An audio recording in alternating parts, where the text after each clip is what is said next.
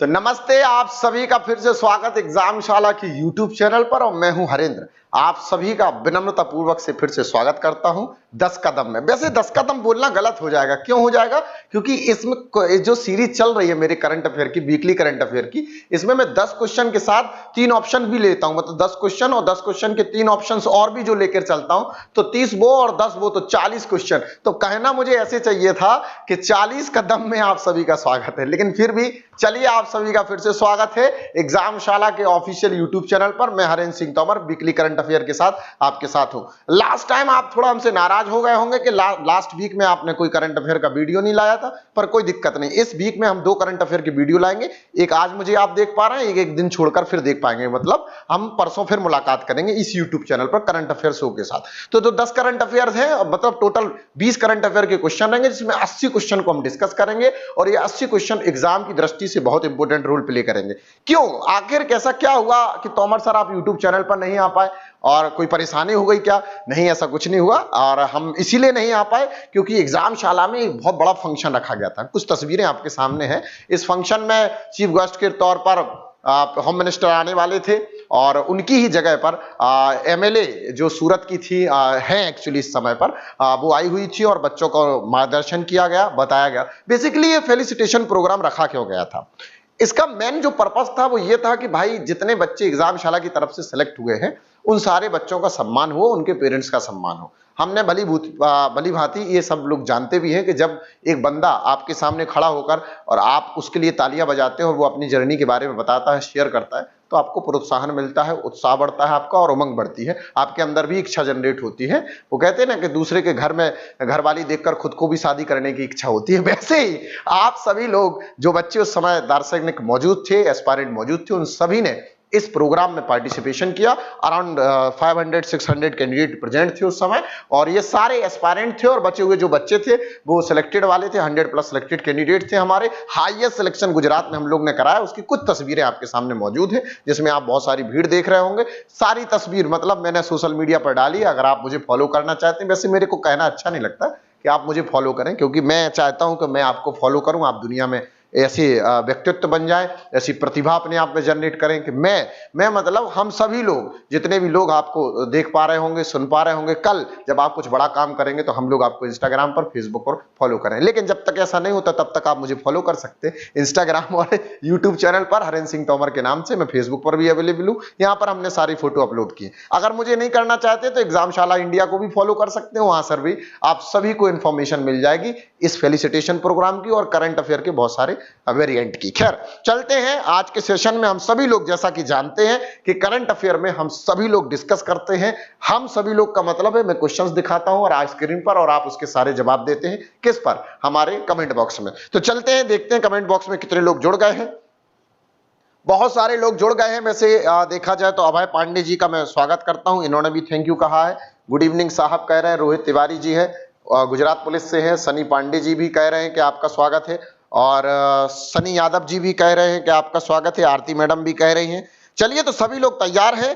देखो, सेशन में मजा तभी है जब ज्यादा लोग देखें। ऐसा कई बार होता है ना, जब हम कॉलेज टाइम में पढ़ते थे तो बहुत बार ऐसा होता था। शुक्ला जी, आप भी यहाँ बैठे हुए मौजूद है। ऐसा कई बार होता था कि जब हम लोग कॉलेज टाइम पर थे तो फेसबुक का बड़ा क्रेज चलता था। तो फेसबुक पर हम लोग फोटो डालते थे, भले हम लोग कैसे भी लगते थे, पर लिखते थे listen my heart, when you will come darling, flower Bloom in garden. ऐसे बहुत सारे हम लोग फोटोज अपलोड करते थे, और उसमें एक्सपेक्टेशन रहती थी कि बहुत सारे लाइक्स आए। नहीं आते थे तो हम लोग अपने दोस्तों को जबरदस्ती लिखते थे लाइक माई फोटो। तो ऐसे यहाँ हो रहा है भैया कि हमें कहना ना पड़े, हमारे सेशन में फटाफट से जुड़ जाए। इस सेशन में आप सभी का स्वागत। पहला क्वेश्चन आपकी स्क्रीन पर रहेगा, 4 ऑप्शन रहेंगे, फटाफट आप सभी को मुझे आंसर देना है।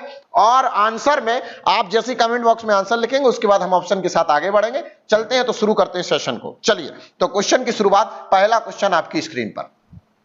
पहला क्वेश्चन है कि RBI has approved the reappointment of Murali M Natarajan. Murali M Natarajan का अपॉइंटमेंट हुआ है एमडीएनसीओ के तौर पर किस बैंक के अंदर? आरबीआई ने अपॉइंटमेंट किया है, रीअपॉइंट किया हुआ है। रीअपॉइंटमेंट किसका अप्रूव्ड किया है? तो मुरली एम नटराजन का अप्रूव किया है, जो एमडीएनसीओ है किस बैंक के? 4 ऑप्शन आपके पास है।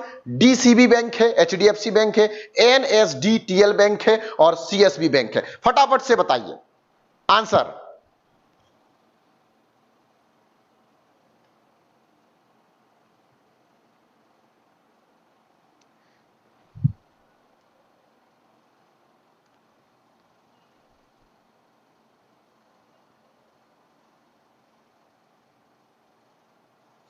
चलिए, बहुत बढ़िया आंसर आना शुरू हो रहा है। मैं देख पा रहा हूं काफी बच्चे हैं। देखिए आंसर थोड़ा जल्दी करेंगे तो सेशन का मजा उठा पाएंगे। रुकना मना है मेरे दोस्त, जिंदगी का नाम है, चलते रहिए। कहते हैं सफलता साहस से आती है, और ये जो साहस है ना, ये आपके समर्थन से आता है, आपके साथ से आता है। तो आपका साथ बहुत जरूरी है। कमेंट बॉक्स में जल्दी से 4 ऑप्शन है, क्या आंसर होगा?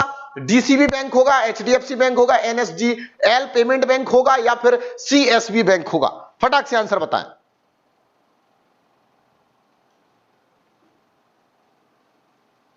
चलिए, लोगों का आंसर आना शुरू हो रहा है। बिल्कुल आंसर एकदम करेक्ट है।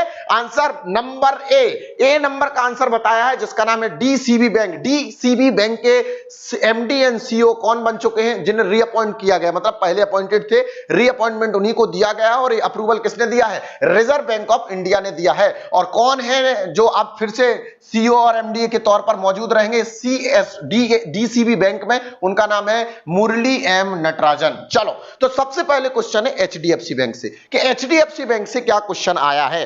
तो एचडीएफसी से क्वेश्चन है कि एचडीएफसी ने पार्टनरशिप की है Indore clean energy private limited के साथ। Indore clean energy private limited के साथ पार्टनरशिप की है, किसके लिए?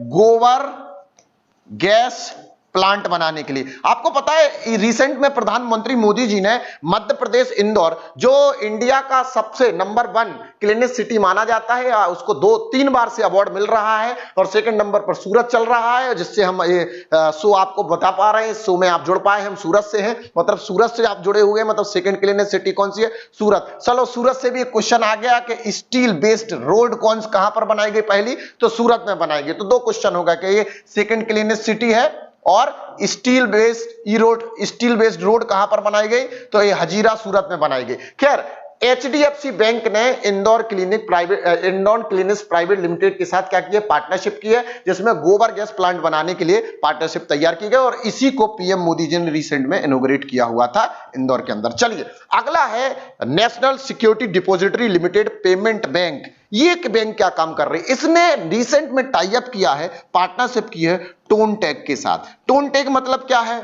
वॉइस से एसएमएस, आपने वॉइस से यूपीआई। देखो, आपने अभी रिसेंट में सुना होगा, बहुत बार कहते हैं कि गूगल का बहुत सारा ऐड आप यूट्यूब पे देख रहे होंगे, बोलने से सब होता है, बोलने से सब होता है, बोलने से सब होता है। तो बोलिए ना भैया, जब हो रहा है सब तो बोलते रहिए, मेरा सिलेक्शन होगा, हम दुनिया के सबसे अच्छे इंसान हैं, हमसे बेहतरीन कोई नहीं, हम बहुत मेहनत करेंगे, बहुत आगे निकल जाएंगे, बड़े आदमी बनेंगे। जो मन में इच्छा है सब बोल दीजिए। जब बोलने से सब हो ही रहा है तो ये बात क्यों हम छोड़ दें? हमने ये भी बोल दिया कि एनएसडीटीएल पेमेंट बैंक जो है, एनएसडीएल जो पेमेंट बैंक है, इसने टाई अप किया है, पार्टनर किया है टोनटेक के साथ। अब वॉइस से यूपीआई होगा। वॉइस मतलब बोलने से यूपीआई होगा। अब बोलने से सब हो रहा है तो बोलने से यूपीआई भी होगा। यूपीआई कौन है? यूनिफाइड पेमेंट इंटरफेस है, जो एनपीसीआई के अंडर में काम करती है। और एनपीसीआई जो है, इसके 12 इंस्ट्रूमेंट यानी 12 पैकेट्स हैं, जो इस समय इंडिया में काम करते हैं पेमेंट ट्रांसफर मोड के थ्रू। ठीक है ना?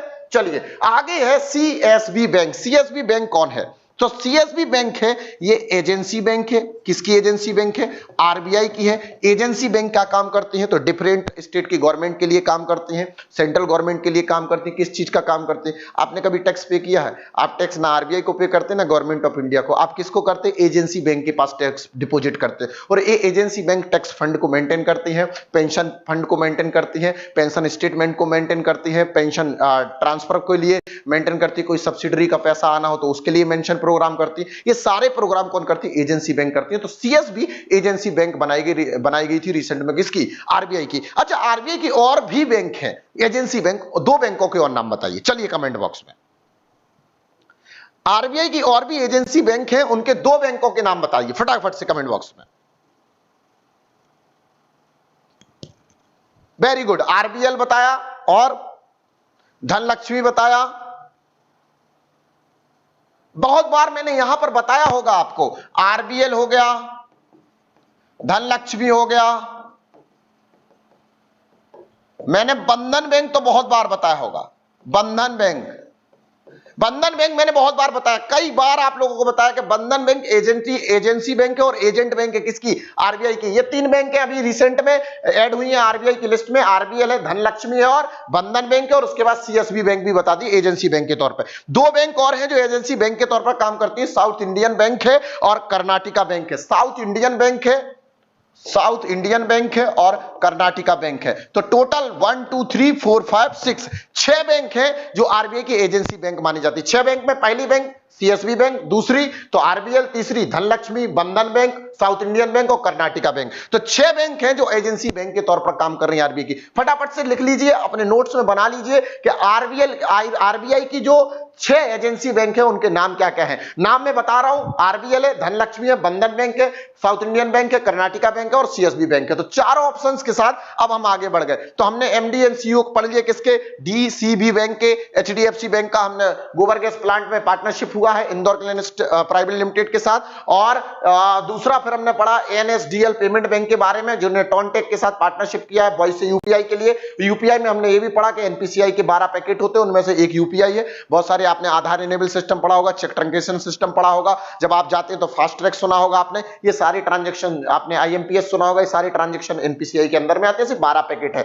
सीएसबी बैंक एक एजेंसी बैंक है। एजेंसी बैंक टैक्स कलेक्शन का काम करती है, टैक्स डिस्ट्रीब्यूशन का काम करती है, स्टैंप ड्यूटी के अमाउंट का कलेक्शन का काम करती है और साथ साथ में पेंशन डिस्ट्रीब्यूशन का भी काम करती है। और कोई भी गवर्नमेंट सब्सिडरी या पैसा लॉन्च करती है या पैसा डिस्ट्रीब्यूशन का प्रोग्राम देती है तो कभी कभी एजेंसी बैंक को अपना काम दे सकती है। तो एजेंसी बैंक कौन हो गई, आरबीआई की सीएसबी हो गई, आरबीएल हो गई, धनलक्ष्मी हो गई, बंधन बैंक हो गई और साउथ इंडियन बैंक हो गई और कर्नाटका बैंक हो गई। चलिए, तो पहला क्वेश्चन आपको बढ़िया से समझ में आ गया होगा।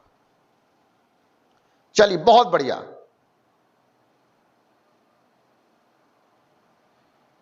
चलिए, तो नेक्स्ट क्वेश्चन स्क्रीन पर आपके दूसरा क्वेश्चन है, जल्दी से बताइए। Name the super app launched by union bank. एक सुपर ऐप है जो यूनियन बैंक के द्वारा लॉन्च किया गया है। जैसे पहले एसबीआई का योनो ऐप चला था, एचडीएफसी का पेजैप ऐप चला था। मतलब आपने देखा होगा कि पेजैप और योनो ऐप बहुत बार आपने कई बार नाम सुन लिया होगा। ये डिजिटल पेमेंट के लिए एक्सेस किए जाते थे एसबीआई की तरफ से और एचडीएफसी की तरफ से। ऐसे आईसीआईसी का भी अपना है, ऐसे ही यूनियन बैंक ने अपना बना लिया, एक्सिस बैंक का अपना, सबके अपने अपने डिजिटल ट्रांजैक्शंस के लिए अपने अपने एप्लीकेशन है कि पैसा ट्रांसफर आप उस एप्लीकेशन के थ्रू माध्यम से कर सकते हैं। ऐसे ही एक सुपर एप्लीकेशन बनाया है। किसने बनाया है? यूनियन बैंक ने बनवाया है। और उस सुपर ऐप का नाम क्या है? फटाफट से बताइए। चार ऑप्शन आपकी स्क्रीन पर है, जल्दी से। एक सुपर ऐप भी बनाया और एक डिजिटल ट्रांसफॉर्मेशन प्रोजेक्ट एक संभव प्रोजेक्ट भी बनवाया इन्होंने। संभव प्रोजेक्ट बनवाया है, डिजिटल ट्रांसफॉर्मेशन प्रोजेक्ट। चलिए, तो उस एप्लीकेशन का नाम बताइए कमेंट बॉक्स में फटाक से। वेरी गुड, यूनियन एनएक्सटी जो है ये सही आंसर रहेगा। और सही आंसर के साथ साथ एक और क्वेश्चन मैंने जैसे आपको यहां बता दिया है। क्वेश्चन अगर ऐसा आ गया कि किस बैंक ने संभव डिजिटल ट्रांसफॉर्मेशन प्रोजेक्ट और सुपर ऐप यूनियन एक्स, तो यूनियन नेक्स्ट रहेगा तो आप तो तुरंत बता दो कि यूनियन बैंक ने बनाया। लेकिन अगर इस तरीके से पूछ लिया किस बैंक ने डिजिटल पुश को यानी डीजी पुश बढ़ाने के लिए, डिजिटल पेमेंट को बढ़ाने के लिए किस बैंक ने डिजिटल ट्रांसफॉर्मेशन प्रोजेक्ट संभव लॉन्च किया है, तो आपका आंसर क्या होगा? यूनियन बैंक होगा। और यहां पर इन्होंने यह क्वेश्चन दे दिया कि यूनियन बैंक ने कौन सा सुपर एप्लीकेशन बनाया, तो आंसर आपने बता दिया। क्लियर होगा या नहीं? फटाफट से बताइए। अब ये एप्लीकेशन इस्तेमाल किस लिए किए जाते हैं? देखिए, आप जानते हैं आज का दौर हो गया है जिस समय आप समय को बचाना चाहते हैं, क्योंकि यार देखो, टाइम इज मनी। आप सब जानते हैं कि टाइम जिसके पास है उसके पास पैसा है, समय जिसके पास है, सब कहते हैं ना कि वक्त है जनाब, बदलने में वक्त लगता है पर बदलता जरूर है। कितनी गहरी बात शुक्ला जी मैं कभी कभी सेशन में कह देता हूं, लेकिन लोग मुझे समझ नहीं पाते हैं। कहते हैं कि ये वक्त है जनाब, बदलने में वक्त लगता है पर बदलता जरूर है। और जब ये बदलता है तो अच्छे अच्छों को बदल देता है, ये बदलता है तो अपनों को पराया, परायों को अपना बना देता है। ये वक्त है जनाब, बदलने में वक्त लगता है और बदलता जरूर है। अगली लाइन गौर से सुनिएगा, ये वक्त है जनाब, बदलने में वक्त लगता है पर बदलता जरूर है। बदलता है तो राजा को रंग और रंग को राजा बना देता है। Time is money. पैसा सबसे बड़ी चीज है। आप कोई बैंक में लाइन में खड़े होकर, रो में खड़े होकर, क्यू में खड़े होकर पैसा निकाले, इट इज इंपॉसिबल। ट्रांजैक्शन के लिए एक बैंक जाए बहुत पॉसिबिलिटी कम हो जाती है। हर बैंक कहीं ना कहीं डिजिटल ट्रांसफॉर्मेशन कर रही है अपनी अपनी फील्ड में, तो क्यों ना यूनियन बैंक भी ये काम करे। जैसे आपने एक्सिस बैंक भी देखा होगा, एचडीएफसी बैंक भी देखा होगा, आपने बहुत सारी बैंक है, आईसीआईसी बैंक है, जो अपने आप को अच्छा परफॉर्म कराने के लिए डिजिटली इन्वॉल्वमेंट बढ़ा रही है। तो यूनियन बैंक ने भी अपना डिजिटली इन्वॉल्वमेंट बढ़ाया और डिजिटल ट्रांसफॉर्मेशन प्रोजेक्ट भी लॉन्च किया है संभव, और उसी के साथ यूनियन नेक्स्ट जो एप्लीकेशन लॉन्च किया है। चलिए, तो अगला क्वेश्चन आपकी स्क्रीन पर रहेगा। आप बधाई के पात्र हैं, इसी के साथ आप 20 लाख रुपए जीत चुके हैं। अगला क्वेश्चन आपकी स्क्रीन पर रहेगा। नेक्स्ट क्वेश्चन है क्वेश्चन नंबर 3। क्वेश्चन नंबर 3 क्या है? अच्छा, ये उसी का क्वेश्चन का आंसर है। क्वेश्चन नंबर 3 आपकी स्क्रीन पर रहेगा। Which Indian city India's tallest OPD medical tower, OPD medical tower will be built, किस सिटी में सबसे ऊंचा, ठीक है, टॉलेस्ट मतलब लंबा, सबसे लंबा जो टावर है ओपीडी मेडिकल टावर, वो किस सिटी के अंदर बनाया गया है? बताइए, या बनने वाला है। चलिए, किस सिटी के अंदर बिल्ड होगा? जल्दी से बताइए आंसर। आपके क्वेश्चन में जामनगर है, जयपुर है, मुंबई है और दिल्ली है। तो आप देख रहे होंगे कि जामनगर गुजरात में है, जयपुर राजस्थान में है, मुंबई महाराष्ट्र में है और दिल्ली अपने आप में दिल वालों की है। तो ये 4 ऑप्शन आपके पास है, फटाफट से कमेंट बॉक्स में आंसर दीजिए।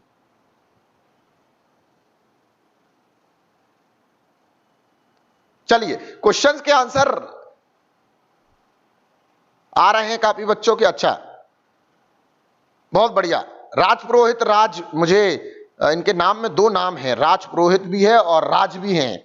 तो राज पुरोहित राज मुझे थंब दिखाते हुए कह रहे हैं कि बहुत बढ़िया, और आंसर लिख रहे हैं जयपुर। सबको पता है कहीं ना कहीं जयपुर मेडिकल में कहीं ना कहीं एक अच्छा कार्य करता है। दिल्ली भी अच्छा करता है, जयपुर भी अच्छा कार्यरत है। आपने कोरोना के टाइम पर वैक्सीनेशन का प्लान भी जयपुर से निकल कर आया था, आप सभी को ये बात पता होगी। तो आंसर यहां पर आएगा जयपुर। लेकिन जयपुर के साथ साथ ये जामनगर क्या है? ये जामनगर का क्वेश्चन क्यों मैंने पूछ लिया यार? ये तो बड़ा दिक्कत वाला क्वेश्चन है। जब जामनगर की बात होगी तो गुजरात की बात होगी, गुजरात की बात होगी तो मिशन स्कूल ऑफ एक्सीलेंस की बात होगी, मिशन स्कूल ऑफ एक्सीलेंस के साथ साथ राष्ट्रीय रक्षा यूनिवर्सिटी की बात हो जाएगी गुजरात के। और साथ ही साथ जामनगर से एक बहुत जबरदस्त जो क्वेश्चन है, रिसेंट में मोदी जी ने WHO के through global centre for traditional medicine, traditional medicine के लिए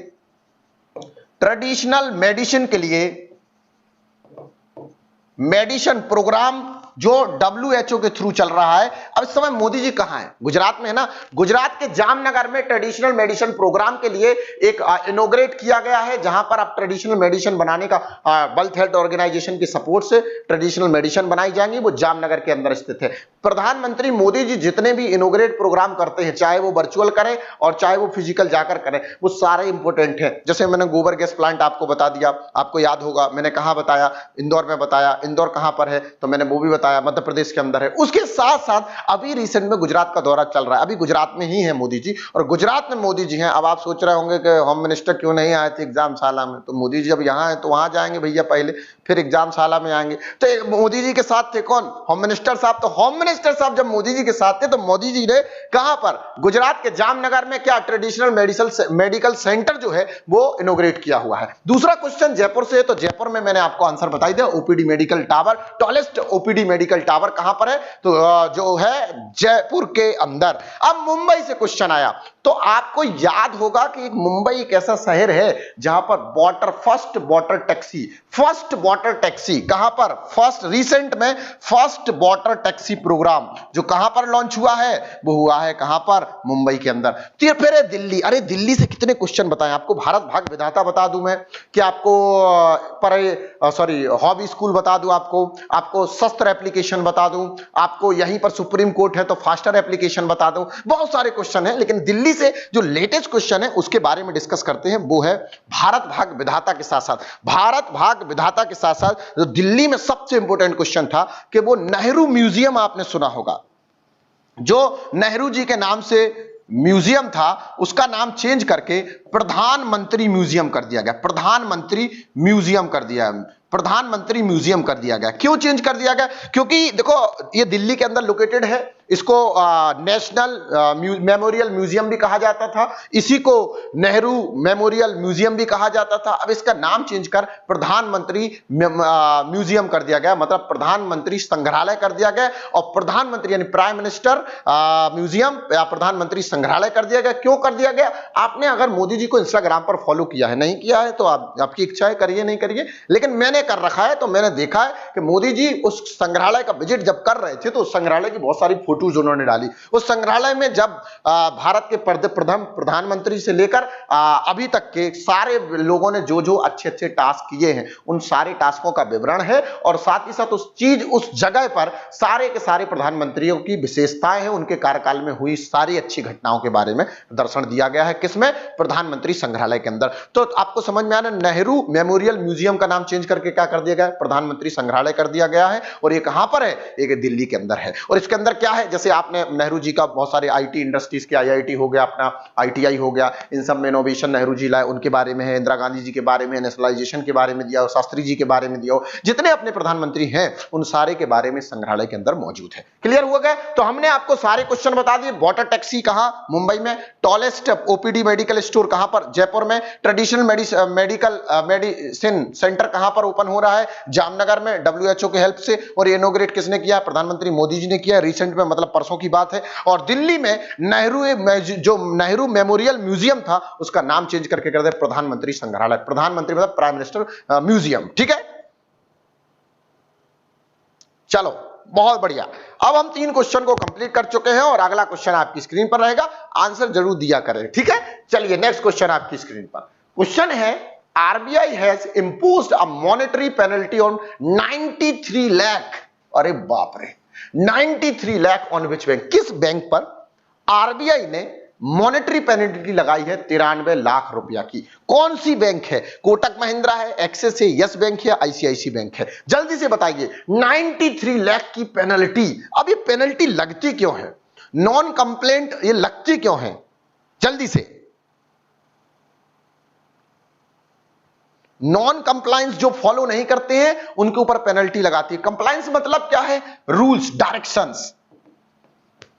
अगर कोई बैंक आरबीआई की डायरेक्शन फॉलो नहीं करेगी, और आरबीआई की डायरेक्शन 2 जगह से निकल के आती है, एक तो आती है आरबीआई एक्ट से और दूसरा आता है बैंकिंग रेगुलेशन एक्ट से।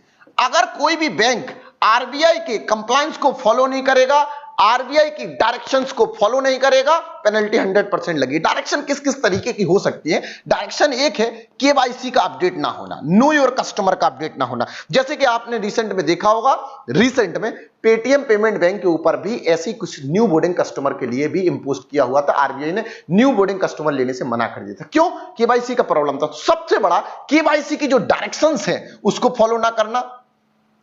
दूसरा है केवाईसी के साथ साथ लोन एंड एडवांस। एडवांस और लोन का मतलब तो समझते होंगे। लोन और एडवांस का देना, लेकिन सीआरएआर को मेंटेन ना करके चलना, या फिर हो सकता है उस लोन पर रिस्क होना फिर भी लोन को अप्रूव कर देना। दूसरी डायरेक्शन। तीसरी डायरेक्शन है कि ऐसा ना करना कि सेविंग अकाउंट में जो मिनिमम बैलेंस मेंटेन होना चाहिए वो बैलेंस मेंटेन ना होना, ये भी एक डायरेक्शन है। देखिए अभी मेरा एक्सिस बैंक का अकाउंट है, मेरे पास एक मैसेज आया कि अब आपको 1 अप्रैल से आपके बैंक अकाउंट में, अगर आप सेमी अर्बन में है तो 10,000 रुपए, अर्बन में है तो 15,000 रुपए, रूरल में है तो 2,500 रुपए, और कह सकते हैं किसी बैकवर्ड या कस्बे में, अगर वैसे ब्रांच इनकी होती नहीं है कस्बे में, अगर लेकिन नियरेस्ट सिटी के लगा हुआ है, 2,500 से 3,000 रुपए आपको मिनिमम सेविंग अकाउंट में रखना होगा। लेकिन हो सकता है कि इस समय बैंक, कोई बैंक है इनमें से, कोई भी बैंक इनमें से हो सकता है सेविंग अकाउंट बैलेंस को मेंटेन ना करा रही हो। फिर उसके साथ और क्या प्रॉब्लम हो सकती है? फाइनेंशियल सर्विस ना दे पा रही हो। देखो बैंक का मेन काम तो है सर्विस देने का। अब फाइनेंशियल सर्विसेज ही नहीं दे पा रही, दे रही तो पता चल रहा कि चेक बाउंस हो जा रहा, पता चल रहा तो एक्स्ट्रा पेमेंट काट ले रही, पता चल रहा तो एसएमएस का चार्ज ज्यादा ले रही, पता चल रहा कस्टमर परेशान है, पता चल रहा सर्विस अच्छे रूप से प्रोवाइड नहीं हो रही। बार बार बैंकिंग अम्बसमेंट के पास, बैंकिंग अम्बसमेंट का नाम सुना है, बैंकिंग लोकपाल के पास बार कंप्लेन आ रही है, जबरदस्त की कंप्लेन आ रही है। तो वो डायरेक्शंस को फॉलो नहीं, 4 मेन डायरेक्शन है जिनको अगर कोई बैंक फॉलो नहीं करेगा तो बैंक के साथ लफड़ा होने वाला है। और ऐसी बैंक है जिसका नाम है एक्सिस बैंक। इस बैंक का नाम क्या है? एक्सिस बैंक, जिसके ऊपर रिसेंट में आरबीआई ने 93 लाख रुपया का पेनल्टी लगाया हुआ है। क्लियर हुआ या नहीं? यस और नो?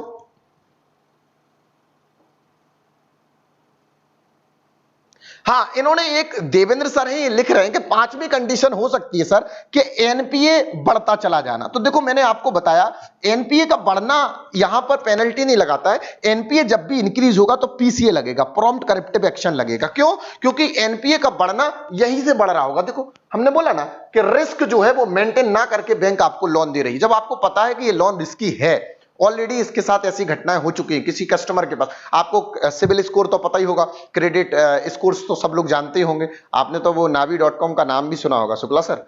आजकल वो मालदीव जाने के लिए आप कभी जाइए, अब तो आपकी शादी भी हो गई, आप जाइए मालदीव, तो उसके लिए वो navi.com पे तुरंत लोन मिल जाता है उस पर। वो कसम से सही बात बता रहा हूँ, आपको मजाक लग रहा होगा लेकिन सही बात बता रहा हूँ। यूट्यूब पे उसका ऐड भी आता है, वो कहता है कि बेबी मतलब सब लोग मालदीव चले गए, हम कब जाएंगे। मोबाइल में ऐड देख रहा होता है, मतलब मोबाइल में उसकी फोटो देख रही होती है वो मैडम, वो ऐसे करता है तो 2 टिकट उसके हाथ में आ जाती है। तो वो कहती है कि पाओ बेबी, तो कहते ये कैसे पॉसिबल हुआ? तो उन्होंने कहा कि कम जिग वाला लोन क्रेडिट स्कोर अच्छे होने पर तुरंत navi.com देती। तो क्रेडिट स्कोर्स जो है अगर बैंक नहीं देखकर अगर लोन आपको प्रोवाइड करे तब लफड़ा है बैंक के लिए, ठीक है। और एनपीए इंक्रीज हो रहा तो पीसीए वहां कवर कर ही लेगा। जाइए मालदीव, अच्छी जगह है।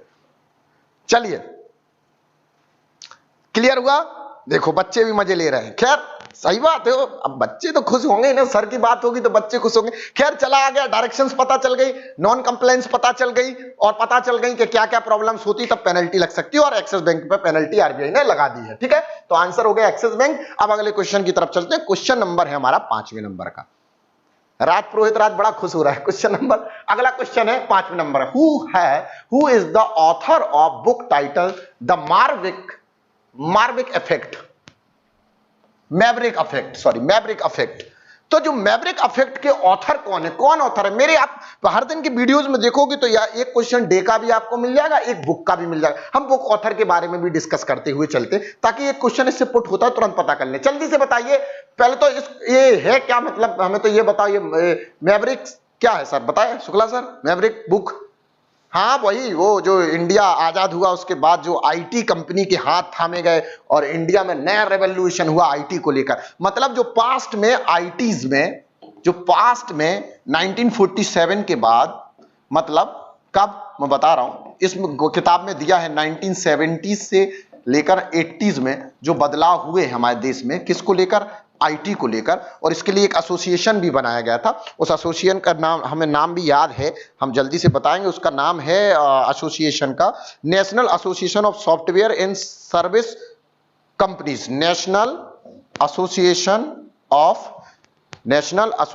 Of software and services company. National association of software services company जो NASSC बनाया गया था। ये जो है इसने कंपनी के साथ टाई अप करके आईटी का रेवोल्यूशन चेंज किया था। इंडिया में आईटी का रेवोल्यूशन इसी दौर में आया था। और उस बुक में, जो बुक के ऑथर हैं, इस बुक में बता रहे हैं कि पास्ट में जो इंडिया में आईटी में बदलाव हुए 17 और 18 के दौर पर, उस 80s के दौर पर कैसे इंडिया में रेवोल्यूशन हुआ, कैसे एसोसिएशन ने साथ दिया, कैसे कंपनीज ने टाई अप किया, कैसे ने सब के एक दूसरे के हाथ होल्ड करे और आगे बढ़ने का प्रयास किया। ये जो ऑथर है इस बुक में बता रहे हैं। आपको बताएं ये बात करने किसकी बेटा? पास्ट की। ये किताब आई थी जिसमें इंडिया या इंडिया के बाहर के फ्यूचर आईटी रिलेटेड, देखो किसके रिलेटेड, ये पास्ट की बात कर रही है बुक, एक है आईटी रिलेटेड फ्यूचर की भी एक बुक बात कर रही थी। याद करो अनिरुद्ध सूरी ने ये बुक लिखी थी। मैंने लास्ट लेक्चर में आपको अनिरुद्ध सूरी की बुक बताई थी, लास्ट लेक्चर में थी, पर ऑप्शन में मैंने आपको बताई थी कि अनिरुद्ध सूरी की एक बुक है द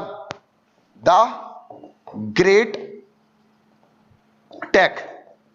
द ग्रेट टेक मतलब टेक्नोलॉजी। द ग्रेट टेक का नाम आपको याद होगा, the great tech game, the great tech game, sorry यही बुक का नाम है। मतलब टेक गेम का मतलब है कि हमने तुम्हें बताया था कि वेपन के बाद बायोलॉजिकली वेपन के बाद आगे साइबर सिक्योरिटी रिलेटेड चीजें होने वाली हैं। आज साइबर सिक्योरिटी या क्रिप्टो करेंसी रिलेटेड चीजें आगे बदलाव आपको देखने को मिलेगा। तब मैंने आपको ये बुक बताई थी। तो आईटी रिलेटेड पास्ट की बुक किसकी बात कर रहे हैं? तो पास्ट की बुक है। और फ्यूचर की कौन सी बुक की बात कर रहे थे? इसमें किसकी बात कर रहे हैं? इसमें कर रहे हैं कि जिस कंट्री के पास अच्छी टेक्नोलॉजी रहेगी, अच्छी आईटी के लिए अच्छी सर्विसेज रहेगी, अच्छा डेटाबेस एक्सेस रहेगा, अच्छा सॉफ्टवेयर डेवलपर रहेगा, वो कंट्री रिच मानी जाएगी। ये सब भूल जाओ कि वो हिंदुस्तान में मुसलमानों की आबादी बढ़ रही है, ईसाई बढ़ रहे हैं और हिंदू कम हो रहे हैं और हिंदू राज्य बना, ये सब बात की बात है। पहले बात समझो कि इस बुक में क्या कहा गया। इस बुक में कहा गया कि जनसंख्या वृद्धि से चीजें नहीं नियंत्रण होगी, नियंत्रण तब होगी जब कॉर्पोरेट कल्चर, हर एक बंदा आईटी में, इंडस्ट्री में पार्टिसिपेट करेगा, और जिस कंट्री का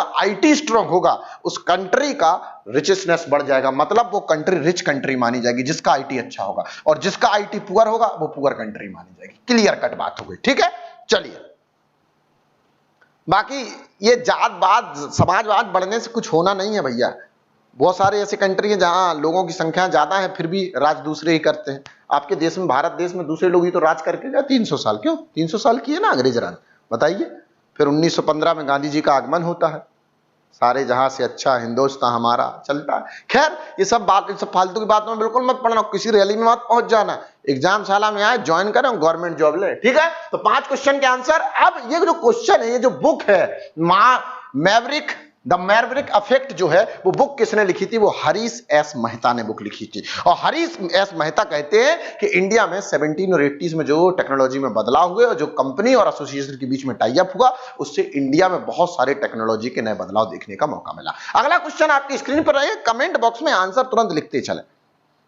चलिए अगला क्वेश्चन है आपकी स्क्रीन पर। स्क्रीन पर है whose tie up with UAIDAI, unique identification authority of India. Aadhaar इसी की प्रवृत्ति है ना, आम आदमी का अधिकार, आधार, ठीक है। आधार, आधार की स्पेलिंग सही है, ठीक है। डबल डी आता है कि सिंगल डी आता है? अब तो सही है।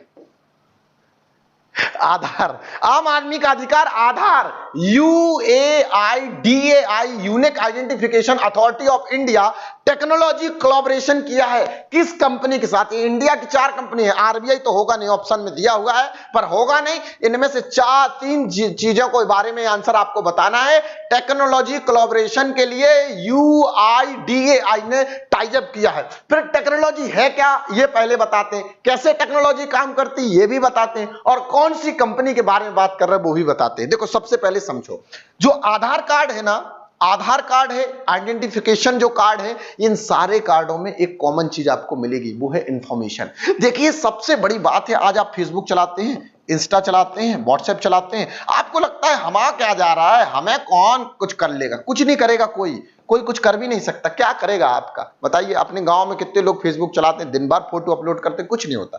देखो ये फोटो अपलोड होने के बाद जाती कहां है? ये जाती है डेटाबेस में।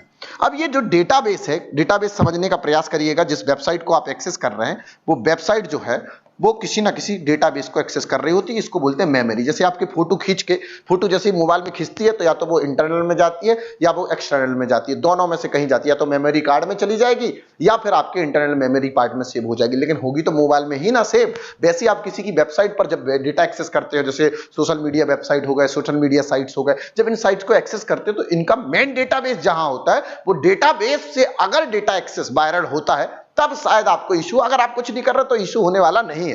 पर अगर आपकी पर्सनल इंफॉर्मेशन है, जैसे आधार कार्ड बनते समय आपकी आई की रेटिना भी ली गई थी, थंब इंप्रेशन भी लिया गया, आपको अगर याद हो तो, अगर नहीं हो तो आप कभी आधार कार्ड में चेंज कराने जाएंगे तो थंब इंप्रेशन कराते हैं, वो भी 10 उंगलियों का ले लेते हैं, उंगलियों का फिंगरप्रिंट्स लेते हैं। और थंब इंप्रेशन को तो बड़ा महत्व है क्योंकि आधार इनेबल पेमेंट सिस्टम आ रहा है NPCI के थ्रू। अगर आप पेमेंट करने जा रहे हैं किसी दुकान पर और आपके पास कोई कार्ड नहीं है, कोई दिक्कत नहीं, कार्डलेस भी बनाना है, कैशलेस भी बनाना है इंडिया को, तो आधार कार्ड नंबर बताइए, थंब लगाइए, पैसा विड्रॉ हो जाएगा आपके बैंक अकाउंट से। अब आपके बैंक अकाउंट से पैसा कैसे विड्रॉ? थंब के थ्रू, आधार के थ्रू। लेकिन यही आधार की पूरी इंफॉर्मेशन अगर किसी और को मिल गई तो समझ लो फिर लफड़ा हो जाएगा। इसीलिए उस इंफॉर्मेशन की, उस टेक्नोलॉजी को इंपॉर्टेंस देने के लिए कि ये डेटाबेस कोई और एक्सेस ना कर ले, सिक्योरिटी रहे और टेक्नोलॉजी अवेयर प्रोग्राम रहे, इसके लिए गवर्नमेंट ऑफ इंडिया ने टाई अप किया हुआ है। मतलब UAIDAI ने टाई अप किया है किसके साथ? आंसर दे रही हैं अंजलि, मोनिका, भावना, रोहित, सब लोग टाई अप दे रहे हैं। कुछ लोग गलत आंसर बता रहे हैं पर कोई दिक्कत नहीं, जिन्होंने ये बताया है वो कहीं ना कहीं सही होंगे। ISRO Indian space research organisation के साथ क्या टाई अप किया है? कौन सा टाई अप? टेक्नोलॉजी कोलैबोरेशन का टाई अप किया हुआ है। इनके हम लोग चीफ भी देख लेते, हेड भी देख लेते। तो इसरो के हेड एस सोमनाथ है, आरबीआई के तो पता ही है शक्तिकांत दास हैं, गवर्नर साहब हैं ये, और इंडियन एयरफोर्स के जो चीफ है वो विवेक राम चौधरी है, और डीआरडीओ के जो चीफ है वो डॉक्टर सतीश रेड्डी जो है वो किसके चीफ है? ये है डीआरडीओ के। तो सबके चीफ आपने देख लिए, सबके हेड आपने देख लिए, और आपको ये भी पता चल गया कि टेक्नोलॉजी कोलैबोरेशन से क्या फायदा है। चलिए, तो अगला क्वेश्चन आपकी स्क्रीन पर रहेगा। Which state has been ranked at the top larger state in NITI Aayog? NITI Aayog में कौन सा स्टेट है जो टॉप कर रहा है state energy and climate index में? हम तुमको बता दें, अभी गुजरात में एक नया प्रोग्राम चलने वाला है। इस प्रोग्राम में नीति आयोग के पार्टिसिपेशन में अराउंड वर्ल्ड बैंक बहुत बड़ा एक इन्वेस्टमेंट करने वाली है गुजरात स्टेट में। इस इन्वेस्टमेंट में पता क्या करने वाली है? जो आपका खराब पानी है ना, इस खराब दूषित पानी को भी पानी तो बहा ही जाएगा, पर अभी ये दूषित पानी कहां जाता है? नालों से निकलकर नदी में मिल जाता है। ये नदी ही तो दूषित कर रही, कहीं ना कहीं पॉल्यूशन तो हो ही रहा है। तो गवर्नमेंट क्या करेगी कि जैसे आपका टॉयलेट वॉशरूम हो गया, आपका वॉशिंग मशीन से ड्रेन निकल रहा है, आपका किसी केमिकल फैक्ट्री से ड्रेन निकल रहा, तो ये ड्रेन पानी को, ये जो ड्रेनेज वाटर निकल रहा है, जो खराब पॉल्यूटेड वाटर है, उस वाटर को पहले अच्छा वाटर करेगी, पीने वाला वाटर नहीं, मतलब पॉल्यूशन अलग करेगी और नॉर्मल वाटर अलग करेगी, फिर वाटर को बहाएगी। क्यों? क्योंकि ताकि वाटर पॉल्यूशन ना हो। इसमें नीति आयोग बड़ा पार्टिसिपेट कर रही है, और क्लाइमेट इंडेक्स और स्टेट एनर्जी में किस स्टेट का हाथ आने वाला है? तो आंसर आपको पता चल ही गया होगा मेरे साथ, गुजरात का। और गुजरात में बहुत सारी चीजें आपको देखने को मिल रही होंगी। पहले गुजरात में आपको गिफ्ट सिटी देखने को मिल रही होगी, गिफ्ट सिटी देखने को मिल रही है। फिर आपने जामनगर का, मैंने अभी क्वेश्चन बता दिया, जामनगर में WHO के साथ मिलकर ट्रेडिशनल मेडिसिन प्रोग्राम चल रहा है, इनोग्रेट किया हुआ है। गिफ्ट सिटी के बाद न्यू डेवलपमेंट बैंक ने अपना पहला ऑफिस कहां पर ओपन किया है? तो गिफ्ट सिटी में ओपन किया है। इसके साथ राष्ट्रीय रक्षा यूनिवर्सिटी है, वो कहां पर? गुजरात के अंदर। स्टील बेस्ड रोड कहां पर है? स्टील बेस्ड रोड कहां पर है? तो वो है सूरत, गुजरात के अंदर। ये वाला क्वेश्चन भी आपको पता चल गया। इसके साथ साथ एक क्वेश्चन और जो रिसेंट में हमने आपको कई बार डिस्कशन में बताया होगा कि गुजरात में खेल महाकुंभ का इनॉग्रेशन भी किसने किया? खेल महाकुंभ का इनॉग्रेशन भी किसने किया हुआ है? मोदी जी ने किया हुआ। मोदी जी का बार बार गुजरात आगमन इसलिए नहीं हो रहा कि गुजरात के हैं वो, इसलिए आगमन हो रहा है क्योंकि यहाँ इलेक्शन है और यहाँ पर बहुत सारा प्रभाव गुजरात में पड़ने वाला है। इलेक्शन को लेके बहुत सारे चेंजेस भी गवर्नमेंट करने वाली है। ठीक है, तो 7 क्वेश्चंस हमने डिस्कस कर लिए।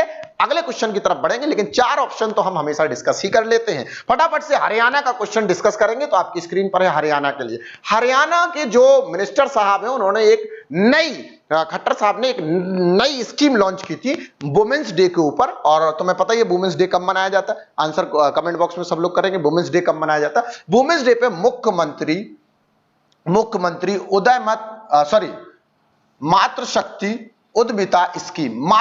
उद्यमिता स्कीम जो है वो मुख्यमंत्री जी ने लॉन्च की थी। और इसमें विमेंस एंटरप्राइजेस के लिए, विमेंस एंटरप्रेन्योर के लिए, जो एंटरप्राइज, जो नए बिजनेस करना चाहती है, उन सारी की सारी वुमेन्स को कहीं ना कहीं गवर्नमेंट सपोर्ट देगी। अब कौन कौन सी गवर्नमेंट उसमें पार्टिसिपेट कर सकती है? कि जिनकी income less than 5 lakh rupees है, जिन महिलाओं की, जो महिलाएं बिजनेस करना चाहती है और जिनके घर के, यानी फाइनेंशियल कंडीशन 5 लाख रुपए से कम है। ये आकलन आपको पता होगा कैसे होगा? तो परिवार पहचान पत्र के थ्रू होगा, और परिवार पहचान पत्र के थ्रू गवर्नमेंट वेरीफाइड करेगी कि ये जो महिला है इसके घर की इनकम 5 लाख रुपया से कम है। अगर 5 लाख रुपए से कम है तो 3 लाख रुपया तक का गवर्नमेंट क्या देगी? एक्स्ट्रा, मतलब लोन प्रोवाइड करवाएगी। और उस पर इंटरेस्ट कितने % ले सकती है? 7% इंटरेस्ट पर। कौन प्रोवाइड करेगी? गवर्नमेंट। किस स्कीम के थ्रू कर रही है? तो मातृशक्ति उद्यमिता स्कीम के थ्रू। तो मातृशक्ति उद्यमिता स्कीम जो है वो हरियाणा गवर्नमेंट ने लॉन्च की है। हमारी कब की है? तो 8 मार्च को लॉन्च किया। 8 मार्च को कौन सा डे मनाया जाता? वुमेन्स डे मनाया जाता। शौचालय दिवस के दिन मेंस डे मनाया जाता। तो तब जो मातृशक्ति उद्यमिता स्कीम जो है, उस स्कीम के थ्रू गवर्नमेंट जिन महिलाएं बिजनेस करना चाहती हैं, एंटरप्रेन्योर बनना चाहती हैं, और जिनके घर की इनकम 5 लाख रुपया से कम है, उनके लिए 3 लाख रुपए का अमाउंट प्रोवाइड करवाएगी बैंकों के माध्यम से, और 7% रेट ऑफ इंटरेस्ट पर। खैर, ये रेट ऑफ इंटरेस्ट जो बड़े बड़े गवर्नमेंट ऑफिसर्स होते हैं उनके लिए रेट ऑफ इंटरेस्ट लगता है उस इंटरेस्ट पर प्रोवाइड कराएगी कौन? हमारी हरियाणा गवर्नमेंट। खैर चलते हैं झारखंड की तरफ। तो झारखंड में आसनसोल एक जगह है जहां पर आपने सुना होगा, इस बार की बात भी आपने बहुत गहरी बात मैं आपको नहीं बताता हूं, एकदम जल्दी से खत्म करता हूं। बजट आपने देखा होगा, तो बजट में आपने एक ट्रांसपोर्टेशन के बारे में सुना होगा, कार्गो टर्मिनल के बारे में सुना होगा, रेलवे के बारे में सुना होगा, आपने पर्वतमाला के बारे में सुना होगा, आपने केन बेतवा प्रोजेक्ट के बारे में सुना होगा। उसी समय आप पीएम गति शक्ति के बारे में भी सुन रहे होंगे। उसी पीएम गति शक्ति में, जिसमें पीएम गति शक्ति नेशनल मास्टर प्लान के थ्रू पीएम गति शक्ति को कंप्लीट कराने के लिए ईजीओएस बनाया गया, जिसमें 20 मेंबर्स हैं। ईजीओएस मतलब आपका एम्पावर्ड ग्रुप ऑफ सेक्रेटरीज का 20 लोगों का एक ग्रुप है जो प्रधानमंत्री नेशनल मास्टर प्लान है उस पर काम करेंगे, प्रधानमंत्री गति शक्ति को आगे बढ़ाएंगे। इसी गति शक्ति के थ्रू आसनसोल, कहां पर? झारखंड के अंदर फर्स्ट क्या बना है? गति शक्ति कार्गो टर्मिनल। क्वेश्चन आया कि फर्स्ट गति शक्ति कार्गो टर्मिनल कहां पर बना है। देखो मैं आपको बराबर स्टेट के साथ बता रहा हूं, आसनसोल जगह है जिसका नाम आसनसोल जो झारखंड के अंदर है, और इसमें फर्स्ट गति शक्ति कार्गो टर्मिनल क्या हुआ है? इनॉग्रेट हुआ है। ठीक है या नहीं? कोई दिक्कत? फिर अगला है कर्नाटका से, क्योंकि चौथा ऑप्शन अपना क्या था? कर्नाटका। कर्नाटका में क्या है? WO वाव, जिसे वाव कहते हैं, women at the rate work. कहीं ना कहीं वुमेन्स डे चल रहा था मार्च में, उसके चलते चलते गवर्नमेंट ने बहुत सारी स्कीम लॉन्च की थी, जो कुछ मार्च के एंड में हो गई थी, कुछ अप्रैल की स्टार्टिंग में स्कीम्स आई हैं। उनमें से एक कर्नाटका से स्कीम आई है जो है women's at the rate work. Women's at the rate work का मतलब है कि जो महिलाएं कार्यरत हैं, काम करना चाहती हैं, उनको सरकार मदद करेगी, ट्रेनिंग भी प्रोवाइड करेगी। एक्सिस बैंक ने भी एक कुछ ऐसा पार्टिसिपेशन किया है, अगर नहीं याद है तो मैं बता रहा हूं, आप सभी को रिकॉल कर लेना। एक्सिस बैंक जो है इसने कहा है कि back to corporate. Back to corporate का मतलब हो गया जैसे किसी महिला की शादी आज से 5-6 साल पहले हो गई थी, 3-4 साल पहले हो गई थी, 2-3 साल पहले हो गई थी, कोरोना के पहले हो गई थी, मध्य कोरोना में हो गई थी, पर वो अभी जॉब नहीं कर रहे।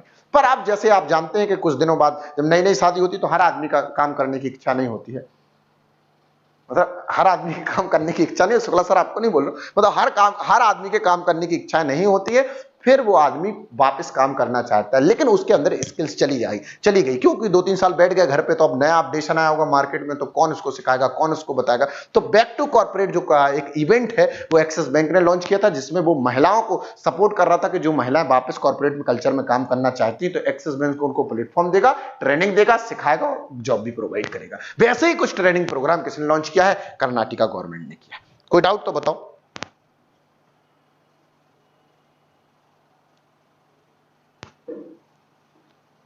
रोहित तिवारी कह रहे हैं कि विमेंस डे कब मनाया जाता है। ये वाला क्वेश्चन किसमें पूछा गया था? जीपीएससी कांस्टेबल एग्जाम में पूछा गया था, और मैंने उसके पहले पढ़ा ही दिया था। अपन जो पढ़ाते हैं एग्जाम में आ जाता है। चलिए अगला क्वेश्चन आपकी स्क्रीन पर करते हैं, समय आपका ज्यादा ना लगे और क्वेश्चन आगे बढ़ते रहें। चलिए अगला क्वेश्चन आपकी स्क्रीन पर रहा, which country has announced that it will default on all its $51 billion external डेप्ट। घाटा भैया, जो उधार लिया था ना, खत्म हो गया गुरु।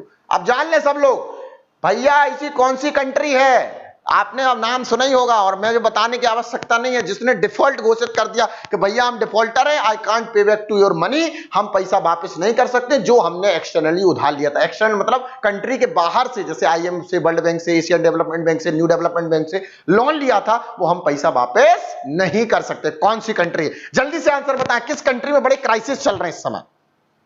इंडिया ने $1 बिलियन का सपोर्ट भी किया है उस कंट्री को। $1 बिलियन का LOC, line of credit support किया है। कितने? $1 बिलियन का सपोर्ट किया है। $1 बिलियन का सपोर्ट किया उस कंट्री के लिए। जल्दी बताएं। देखो ये वाला जल्दी सबका आंसर आ गया।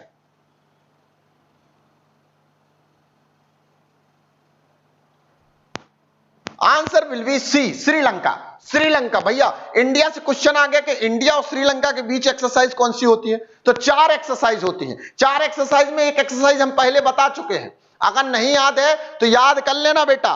पहले मैं बता रहा हूं मित्र शक्ति, मित्र शक्ति, मित्र है तो शक्ति है भैया। दूसरा हो गया श्रीलंका इंडिया एक्सरसाइज, सिलेनिक्स। तीसरी हो गई India Sri Lanka special force exercise, और चौथी हो गई संवेदना। संवेदना संवेदना, धना नहीं दना, संवेदना। तो संवेदना, ये 4 एक्सरसाइज इंडिया और श्रीलंका के बीच में। श्रीलंका में बड़े क्राइसिस चल रहे हैं, आपको पता है श्रीलंका में क्राइसिस चल रहा है। उस क्राइसिस के चलते इंडिया ने श्रीलंका को line of credit $1 billion support किया है। किसके लिए किया है? किसके लिए? श्रीलंका। और श्रीलंका कह रही कि जो मैंने बाहर से $51 बिलियन का जो सपोर्ट लिया है, लोन लिया है, वो हम वापस नहीं कर पाएंगे। इतने क्राइसिस चल रहे हैं, भगवान करे ऐसे क्राइसिस कहीं ना हो। और इंडिया और श्रीलंका के बीच में 4 एक्सरसाइज होती है। मित्र शक्ति हो गई, स्लेनेक्स हो गई, India Sri Lanka super, India Sri Lanka special force हो गया। श्रीलंका ऐसी नहीं है, श्रीलंका, ठीक है।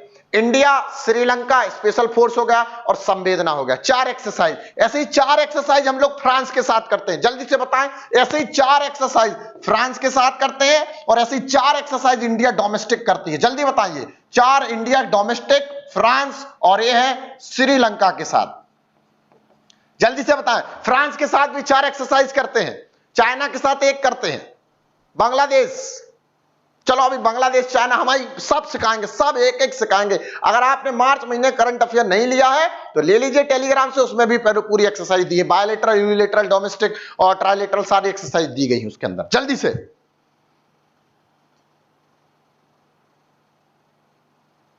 Very good.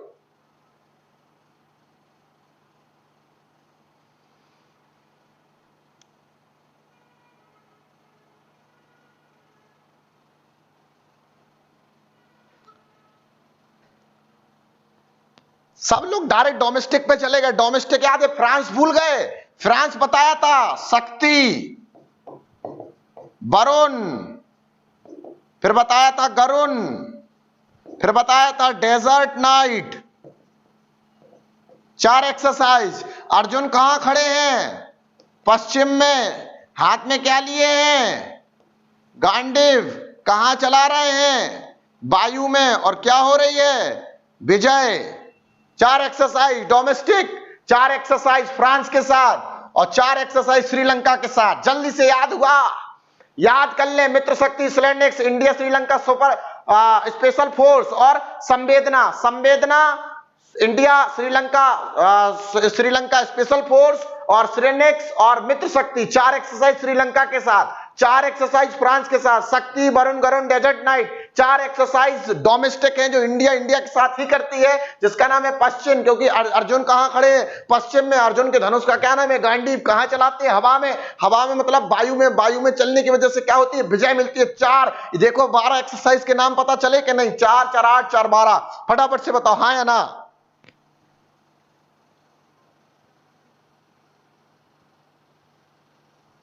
बारह एक्सरसाइज पता चला। इंडिया और चाइना का एक्सरसाइज का नाम बताओ। हैंड इन हैंड, मेरे हाथ में तेरा हाथ हो तो सारी दुनिया अपने साथ हो। अगर इंडिया चाइना मिल जाए तो पूरे विश्व पर राज कर सकती है। Hand in hand, hand in hand. एक एक्सरसाइज किसके साथ? चाइना के साथ। सर ये सब बता ही रहे, श्रीलंका के साथ भी बता दी, तो उज्बेकिस्तान के साथ क्या बुराई है? इसका भी बता दो। डसलिक एक्सरसाइज किसके साथ होती है? यहां से बता रहा हूं, पेन चेंज कर लेता हूं, कलर बदल लेता हूं, व्हाइट ले लेता हूं ताकि समझ में आए।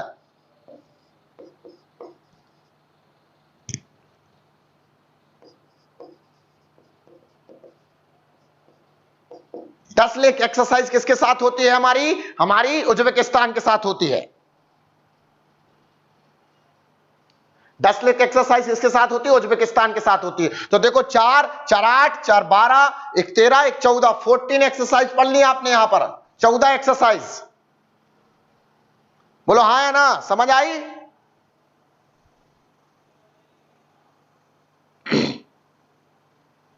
समझ में आया? अच्छा, ये LIK लिखा है, डसलिक। बायोलेटरल एक्सरसाइज है, उज्बेकिस्तान के साथ इंडिया की होती है। ठीक है, तो इंडिया उज्बेकिस्तान की डसलिक हो गया। हैंड इन हैंड चाइना के साथ हो गया। श्रीलंका के साथ मित्र शक्ति, सेलेनेक्स, इंडिया, श्रीलंका, स्पेशल फोर्स और संवेदना, ये 4 एक्सरसाइज श्रीलंका के साथ हो गई। फ्रांस के साथ शक्ति, वरुण, गरुण, डेजर्ट नाइट और पश्चिम, गांडीव और वायु और विजय। चलो बहुत बढ़िया, शिखा सिंह कह रही समझ में आ गया, बहुत अच्छे। देखो यहां अगर 14 क्वेश्चन अगर आपसे पुटअप हो गए कहीं से तुरंत बता दोगे आंसर, ठीक है। हाँ, अगले में ऐसे हम लोग एक एक एक्सरसाइज को लेके चलेंगे तो पूरी एक्सरसाइज रटवाएंगे आपको, ठीक है। हाँ वेरी गुड। अच्छा सर एक और बता दें, और बता दें, चलो और कर लो याद। आपको पता होगा अभी ओमान के साथ हमारी एक्सरसाइज हुई रिसेंट में, ओमान के साथ एक्सरसाइज हुई, बताओ ओमान के साथ जो एक्सरसाइज हुई उसका नाम बताओ। फिर मालदीव के साथ एक्सरसाइज हुई उसका नाम बताओ। इकोब्रेन मालदीव के साथ हुई, इंडिया और ओमान के साथ हुई वो है eastern bridge. Eastern bridge, eastern bridge, eastern bridge exercise किसके साथ हुई? ओमान के साथ हुई। कहां से हुई? जोधपुर से हुई। जैसलमेर में कौन सी एक्सरसाइज होने वाली है? वायु शक्ति होने वाली है, डोमेस्टिक। कौन करने वाला है? इंडियन एयरफोर्स करने वाली है। तो देखो 1 2 4 4 8 4 12 13 14 15 16 एक्सरसाइज कर ली। और बताइए, और ये सारी एक्सरसाइज मैं पढ़ा चुका हूं इसी प्लेटफॉर्म पर। 16 क्वेश्चन अगर आपसे पुटअप होंगे तो आप फटाक से आंसर दे दोगे। फिर मैंने मिलन एक्सरसाइज भी पढ़ाई थी, विशाखापट्टनम में हुई है मिलन एक्सरसाइज, जो मल्टीलेटरल एक्सरसाइज है, उसमें 13 कंट्री पार्टिसिपेट करती हैं विशाखापट्टनम में, यह भी मैंने आपको बताया है। चलो अब एक्सरसाइज पढ़ाएंगे। ईस्टर्न ब्रिज, ब्रिज है बेटा, BRIDGE ब्रिज, ब्रेन नहीं है।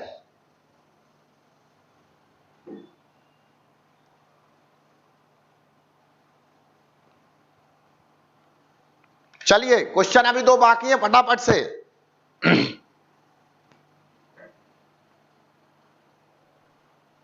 चलिए अगला क्वेश्चन आपकी स्क्रीन पर रहेगा, और अगला क्वेश्चन है who has been appointed as a new chairman of UPSC, Union Public Service Commission. UPSC के नए सीईओ जो है, यानी चेयरपर्सन जो है, सॉरी चेयरपर्सन जो है वो कौन बनाएगा यूपीएससी के? फटाफट से 4 आंसर है। एक संत है, संत महाराज है, उन्हें बनाया गया। संत मिलन को जाइए तज माया अभिमान, ज्यों ज्यों पग आगे बढ़े कोटक यज्ञ समान। तो यहां पर हमारे यहां संतों को बड़ी परिभाषित किया गया है, बहुत बदनाम भी हमारे यहां संती होते हैं। फिर भी अपने को क्या करना, अपने को तो यूपीएससी के जल्दी से बताओ चेयरपर्सन कौन बनाए गए हैं? चेयरपर्सन जल्दी से, चेयरमैन जल्दी बताएं, यूपीएससी के चेयरमैन कौन बनाए गए हैं? और यूपीएससी का एग्जामशाला बहुत बढ़िया तैयारी करा रहे हैं यूपीएससी की, घर पे बैठे हैं तो जल्दी से ज्वाइन करें। मनोज सोनी जी जो है वो यूपीएससी के चेयरमैन बनाए गए हैं। और अगला क्वेश्चन आपकी स्क्रीन पर रहेगा, फटाफट से बताएं। Asia development bank has signed, Asia development bank has signed 2 million loan agreement with which Indian support development project in India which state. देखो सिंपल सा है, इंडिया के किस स्टेट के लिए सपोर्ट करने के लिए, डेवलपमेंट सपोर्ट के लिए कौन है जिसने टाई अप किया है? तो answer will B Asia development bank. कितना फंड रेज किया है? $2 मिलियन, $2 मिलियन। और ये जो फंड है, ये जो पैसा है, ये किस स्टेट के लिए चुना गया है? हम सभी जानते हैं कि इंडिया में सबसे ज्यादा लाइवलीहुड की समस्या कहां पर है? 7 सिस्टर्स के पास है, असम में है, त्रिपुरा में है, और मणिपुर में है, मेघालय में है। आपको आंसर मुझे बताना फटाक से।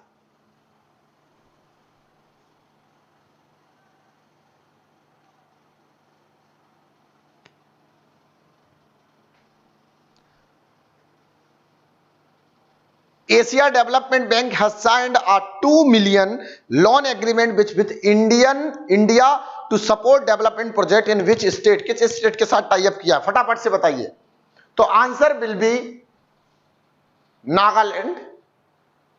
नागालैंड के साथ टाई अप किया है, नागालैंड के साथ टाई अप किया है, नागालैंड के साथ टाई अप किया भैया। और नागालैंड के साथ टाई अप किया है 2 मिलियन का।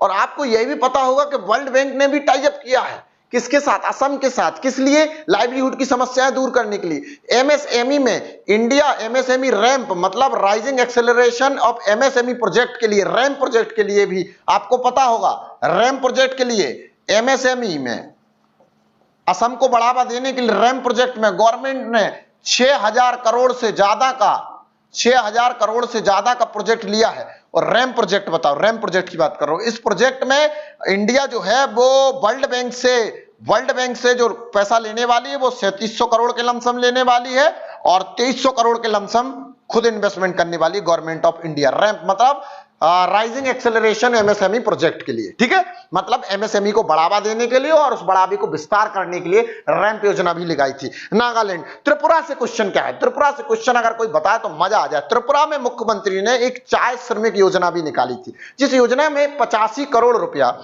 वहां के जो चीफ मिनिस्टर साहब उन्होंने 85 करोड़ रुपया जो है वो सैंक्शन किया है, जिसमें 7000 से ज्यादा जो चाय के बाग हैं, वहां जो श्रमिक काम कर रहे हैं, कभी घाटा हो जाता है, चाय की पैदावार कम हो रही, तो उनके लिए जो फंड रेज किया है वो 85 करोड़ रुपया किया मुख्यमंत्री चाय श्रमिक योजना के थ्रू, ठीक है। नहीं, असम से क्वेश्चन आया तो आपको पता ही होगा, मैंने ये तो बता ही दिया असम से क्वेश्चन, फिर भी नाइट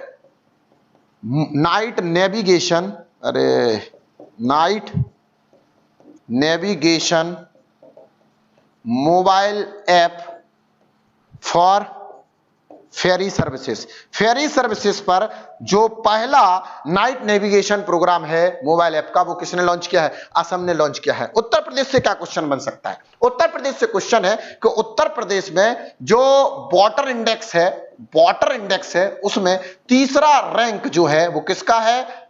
तीसरा रैंक का जो अवार्ड है वो किसने जीता है? उत्तर प्रदेश ने जीता है। मतलब यूपी में कहा जा रहा है कि तीसरे नंबर पानी की सुविधाओं पर जो काम कर रहा है वो उत्तर प्रदेश है। यहां 10 क्वेश्चन आपके समाप्त होते हैं और आपने 10 क्वेश्चन ऑप्शंस के साथ पढ़े।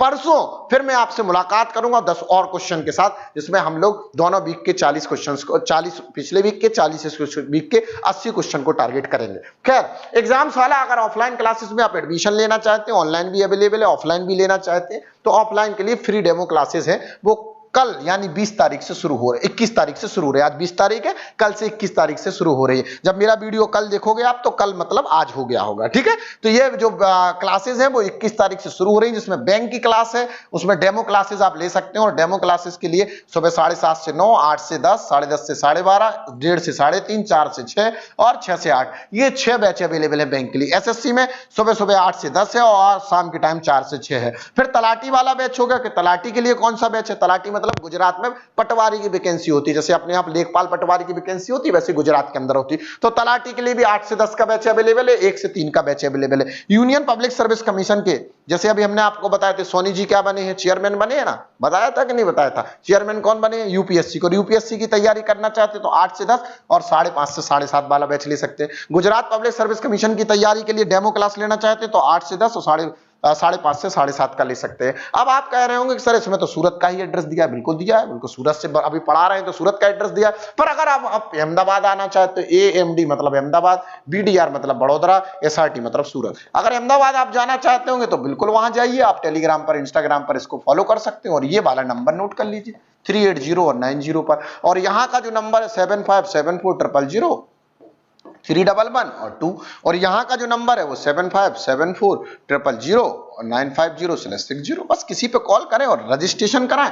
किस लिए? एडमिशन के लिए नहीं, पहले इस्तेमाल करें फिर भैया विश्वास करें, ठीक है। चलिए मिलते हैं नेक्स्ट क्लास में। और नेक्स्ट क्लास के लिए बस याद रखिए कि आप बहुत बढ़िया आदमी हैं, आप बिल्कुल टेंशन नहीं लीजिए। जीवन में जो चल रहा है वो सबके जीवन में चल रहा है, आपके जीवन में नहीं है। अकेले आप परेशान नहीं, बहुत संसार परेशान है। पर परेशानियों का सबसे बड़ा अंत है आपके साहस में। अगर आप साहसी हैं, व्यक्तित्व बनाना चाहते हैं अपना, एग्जामशाला के साथ जुड़ सकते हैं। हाईएस्ट सिलेक्शंस जो है वो एग्जामशाला ने दिए हैं। हम ज्यादा नहीं कहते हैं, बस आप डेमो क्लास ही देख लीजिएगा तो आपको मजा आ जाएगा। मिलते हैं नेक्स्ट क्लास में। आप सभी का हृदय से धन्यवाद। बहुत सारा ट्रांसफॉर्मेशन एग्जामशाला इस समय कर रही है। उस ट्रांसफॉर्मेशन को देखकर जो हमारे स्टूडेंट है उनमें बहुत सारा उत्साह जनरेट हो रहा है और सारा गेम उत्साह का है। हम उमंग और उत्साह बढ़ाते हैं, बच्चों का मनोबल बढ़ाते हैं, कॉन्फिडेंस बढ़ाते हैं। इसी के साथ चलते हैं, फिर मुलाकात करेंगे नेक्स्ट क्लास में। जाने से पहले अपना और अपनों का ध्यान रखें और याद रखें दुनिया के सबसे बेहतरीन व्यक्ति हैं आप। आपसे बेहतरीन कोई नहीं। कहते हैं ना कि जीवन में जब भी आप अपने आप को पहचान लेते हैं, सफलता आपके पीछे चलने लगती है।